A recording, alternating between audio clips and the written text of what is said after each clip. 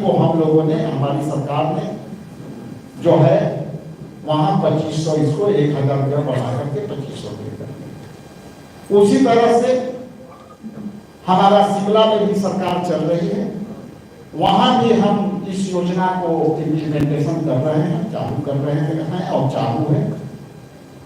लेकिन साथ ही साथ आपके बीच में बताना चाहता हूं कि पिछले चुनाव में बिहार और बिहार के अन्य राज्यों के चुनाव में बीजेपी ने इसको घोषणा किया था कि हम महिलाओं को गारंटी के तहत हम भी जो है उनके आर्थिक मदद करेंगे। लेकिन उन्होंने वादा किया और उनकी सरकार बनी और उन्होंने इसे लागू करने से मना कर दिया।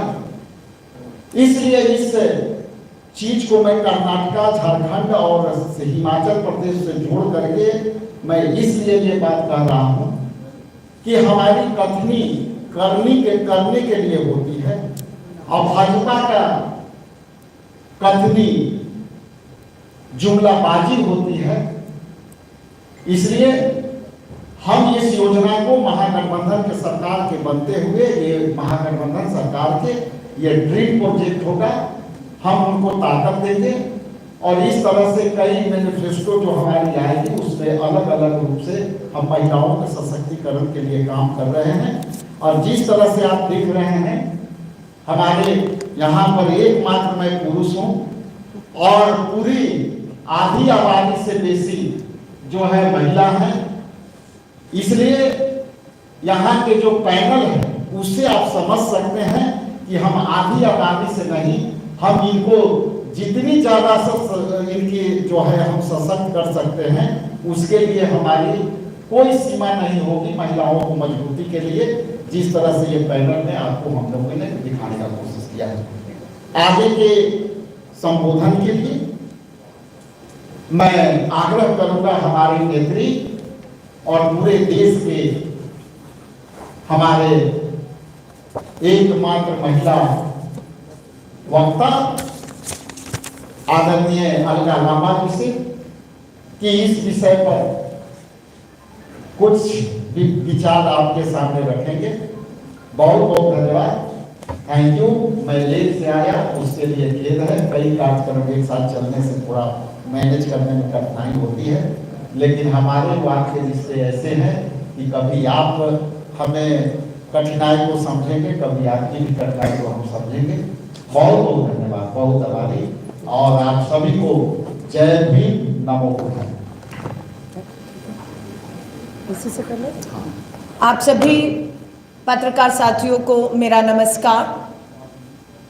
मैं इस प्रेस वार्ता की शुरुआत करूं उससे पहले आज 21 मई है, भारत के सबसे युवा प्रधानमंत्री, भारत रत्न शहीद श्री राजीव गांधी जी की पुण्यतिथि भी है।